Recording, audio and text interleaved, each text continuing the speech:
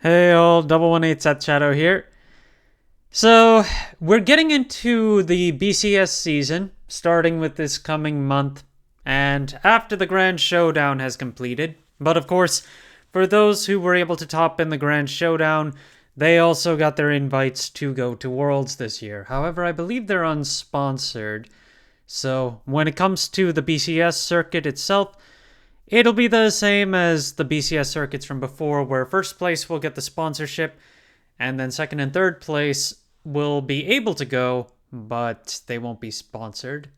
But in any case, it's going to be a elongated season where the BCS this year is going to start from October and go all the way into February. So that's going to be longer than usual, where we usually had our Worlds tournaments in January and February. This time it's going to happen later on next year. So with that in mind, let's go ahead and get into today's Market Watch. Regardless, Shadowverse Evolve still isn't seeing too much in terms of heavy gains on a lot of items.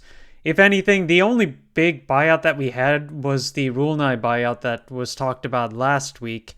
And otherwise, we're still kind of seeing the same sort of stuff happening across the market with a few additional changes that have happened. First thing I want to talk about though is the cost of Paragon of the Colosseum boxes.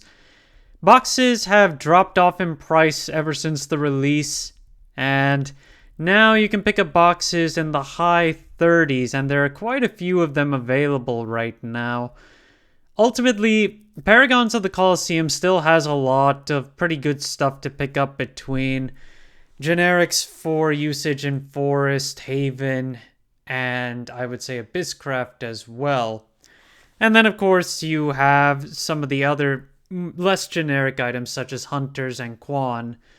But ultimately, it seems that overall value of the boxes is lowering, but there are a few cards overall that have been seeing some increases, which we'll start going over here, like Filne, White Frost Dragon New.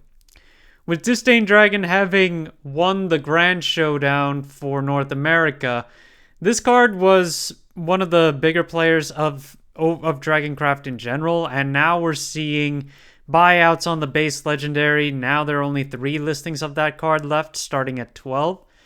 The super legendary is currently an $18 base with 14 listings. And then if you want the ultimate rare, it's one of the biggest ones to pick up in set 6, starting at $205 right now, with a market price just a little bit lower than that. Going back into set 5, Fina Dynamite Daredevil has sold out on its set 5 version, the gold rare. The market price is currently $4.85, and this card has mostly been around $5. But the promo that you can get as a winner promo from this season is still available on the market with 8 listings starting at around $9.26 right now. We did see listings in the $10 range at the base for a little while, but it looks like, well, I mean, most of them are still $10 and higher. However, there is one listing with a number of copies just under $10. After that, we're still looking at $11 to almost $15, and even a $40 listing after that. Fina is a neutral and therefore generic, and for any deck that uses a high amount of cost 1 followers, this card will be good going forward in regards to that. The regular Silver Evo of Sukuna Brave and Small is low on listings right now, and this card comes out of set 4. 8 listings overall starting from $3.50, and the market price has been rising. Now it's $3.95, which has been going up pretty exponentially since the early time of August. Right now, listings mostly go from $3.50 to the $5 range, and not much higher than that until you start looking at some of these shipping prices. But at this point, it is still up in value in comparison to the $1 to $2 that it was selling for before its real spike in August. Europa's base form is also going up in value. I've been talking about this one here and there, given that it's Evo. You only require 1 Evo for this card, given the way that it operates. So now it's $5 to pick up minimum. The market price has been rising, but currently it's only $1.36 in terms of the market price. But as for sales at this point, we're still looking at mostly dollar sales, but there have been some that have been selling for closer to $5, and that is currently the base price. There are also only 2 listings of this card right now, so right now listings are very heavily consolidated at $5.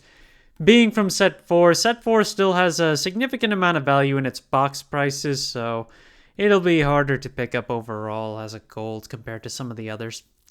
Levantine Dragon had a buyout some time back, but that buyout has really winded down, and we have 29 listings on the base legendary right now, starting at 750. The market price has been dropping off to 743 from a high of almost $11, and currently we have no real consolidation on the low end, but it's mostly $750 to $8 amongst all the listings on the first page. The card is supposed to continue to get more support as we go along, but ultimately I don't think it sees that much play even going forward. Then we have the heroic support. Valiant Fencer has dropped off some more to about $10 for the base form and now $3 for the evolve form. Although the super legendaries are still, well, the super legendary of the base form is still up there at about $25, while the super legendary of the Evo is still around $10.50. But ultimately, heroic cards have fallen off in terms of their popularity and play. It's still a strong deck to consider, but ultimately players are just not looking at it as much as they used to. Ancient Alchemist. I've been talking about the Evo of this one so many times, I don't really talk about the base form that much simply because of how easy it is to pick up right now. 52 listings, 15 cents is the base listing that's available, but the market price is currently 38 cents, which has technically seen an increase, which also started from around beginning of August. But consolidation-wise, while there is a 15-cent listing, most of the copies that are currently available are 40 cents to 50 cents, which for a gold is still very, very fair and still pretty cheap. Down the line, we can expect this card to continue to see more value increases, especially as we get closer to set 9. To the same point of set 9, because that's when we're likely going to see a spike in Dirt Rune usage, I wanted to take a look at the Anniversary Stamp Golem tokens. Guard Form Golem is the first one, which is currently at $5 base listing and close to $6 market price. And there's no real consolidation until we get to $6.50, but not too many quantities there.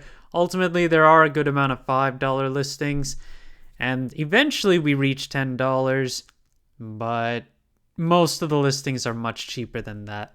And the last card is Strike Form Golem's first anniversary stamp, which is lower than the Guard Form Golem right now for its base listing at $372 and a market price around $450.